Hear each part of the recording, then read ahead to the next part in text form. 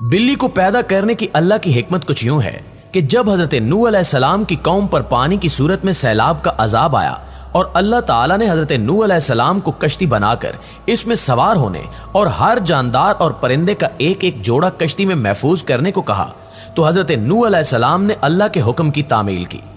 کشتی پانی میں تھی اور اس دوران کشتی میں چوہے پیدا ہو گئے۔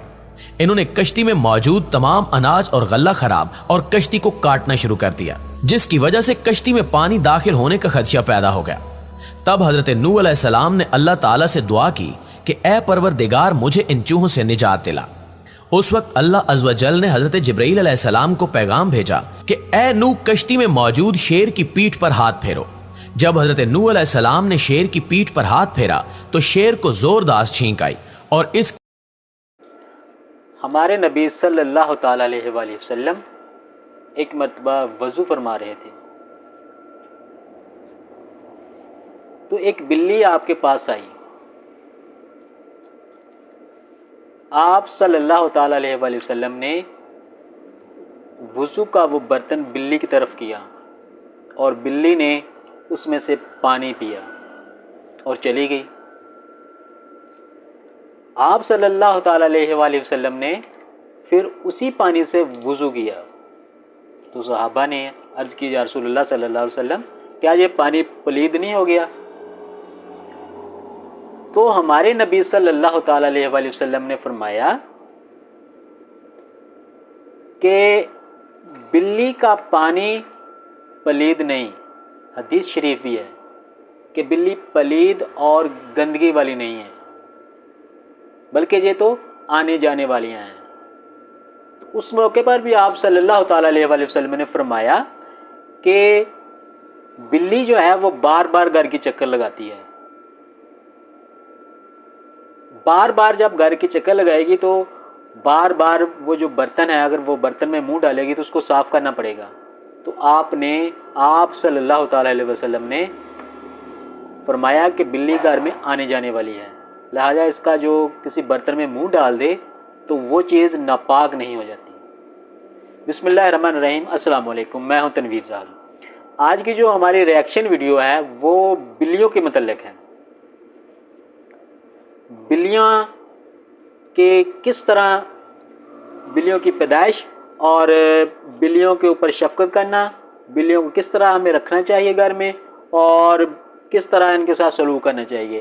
آج کی ہماری ویڈیو کا ٹاپک بھی یہی ہے کہ بلیاں۔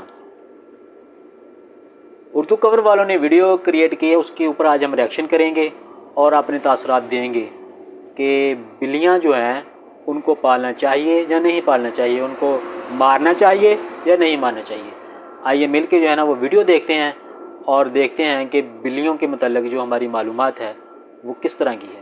آئیے جی دیکھتے ہیں۔ حکمت کچھ یوں ہے کہ جب حضرت نوح علیہ السلام کی قوم پر پانی کی صورت میں سیلاب کا عذاب آیا اور اللہ تعالیٰ نے حضرت نوح علیہ السلام کو کشتی بنا کر اس میں سوار ہونے اور ہر جاندار اور پرندے کا ایک ایک جوڑا کشتی میں محفوظ کرنے کو کہا تو حضرت نوح علیہ السلام نے اللہ کے حکم کی تعمیل کی۔ کشتی پانی میں تھی اور اس دوران کشتی میں چوہے پیدا ہو گئے۔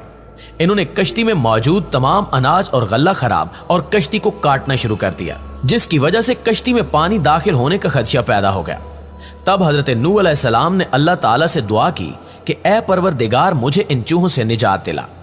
اس وقت اللہ عز و جل نے حضرت جبرائیل علیہ السلام کو پیغام بھیجا کہ اے نوح کشتی میں موجود شیر کی پیٹھ پر ہاتھ پھیرو۔ جب حضرت نوح علیہ السلام نے شیر کی پیٹھ پر ہاتھ پھیرا تو شیر کو زوردار چھینک آئی اور اس کی ناک کے دونوں نتنوں سے بلیوں کا ایک جوڑا نر اور مادہ کشتی میں گر پڑے، جنہوں نے کشتی میں موجود سارے چوہوں کا صفایا کر دیا۔ دوستو یہ سوال انتہائی اہم ہے کہ عید الاضحیٰ کے دنوں میں بلیاں کہاں روپوش ہو جاتی ہیں۔ اس حوالے سے کئی سوالات اور کئی جوابات سامنے آئے ہیں کہ بلیاں اس روز کہاں جاتی ہیں۔ اس حوالے سے جڑے کئی سارے افسانے بھی ہیں، مگر کئی روایات جو بتاتی ہیں وہ یہ ہیں کہ بلیاں اس دن سب سے گندی جگہوں پر جاتی ہیں جہاں ان کو بہت سارا گوشت ملتا ہے، جو عید کے روز قربانی کے بعد اس جانور کی باقیات کی صورت میں ان کو مل جاتا ہے، جنہیں لوگ گند کے طور پر پھینک دیتے ہیں۔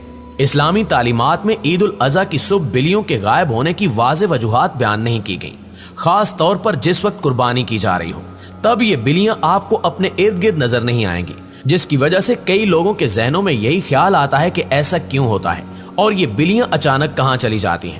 اس کو کئی کتابوں میں اس طرح بیان کیا گیا ہے کہ بلیاں اس دن ان جگہوں پر جاتی ہیں جہاں قربانی کے جانوروں کا گوشت، چربی اور کھال کو گرایا جاتا ہے۔ یہ وہ ایک وجہ ہے جسے کتابوں میں لکھا گیا، لیکن اس کی ایک اور وجہ بھی بتائی گئی ہے، اور وہ یہ ہے کہ بلیاں خون دیکھ کر ڈر جاتی ہیں، کیونکہ عید الاضحیٰ کے روز ہر جگہ جانوروں کا خون نظر آتا ہے جو ان بلیوں کو خوفزدہ کر دیتا ہے اور بلیوں کو وہاں سے جانے پر مجبور کر دیتا ہے۔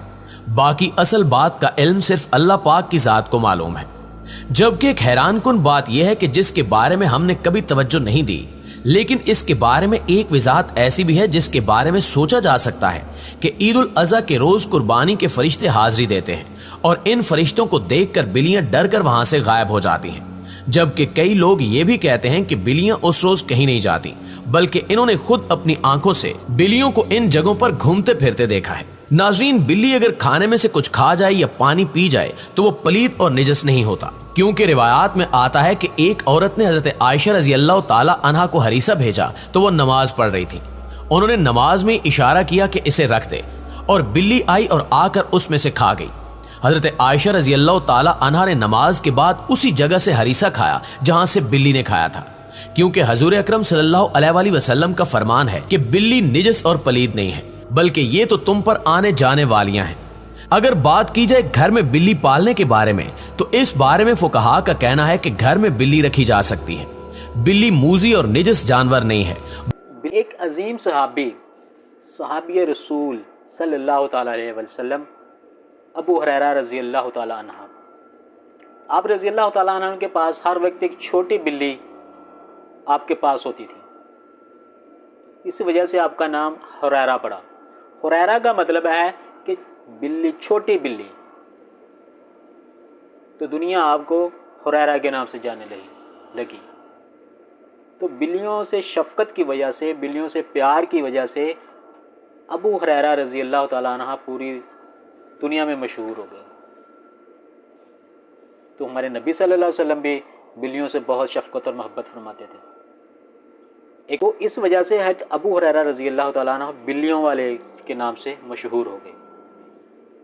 تو ہمیں ہر صورت میں گھروں میں جو بلیاں ہم پالتے ہیں، جو گھروں میں ہمارے بلیاں ہوتی ہیں، تو ان پر شفقت کرنی چاہیے، ان پر مہربانی کرنی چاہیے۔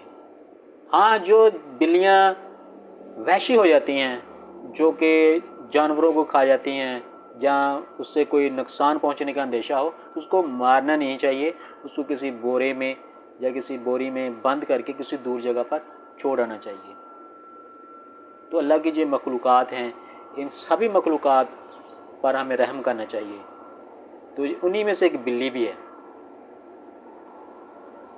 تو ہماری اللہ پاک سے دعا ہے کہ اللہ تعالیٰ جانوروں پر رحم کرنے کی، جانوروں پر شفقت کرنے کی ہمیں توفیق عطا فرمائے، اور ان کے کھانے پینے کا بھی خیال رکھنا چاہیے ہمیں۔ اگر ہم کوئی پالتو جانور پالتے ہیں تو ان کے کھانے پینے کا بھی ذمہ داری ہمارے اوپر ہے۔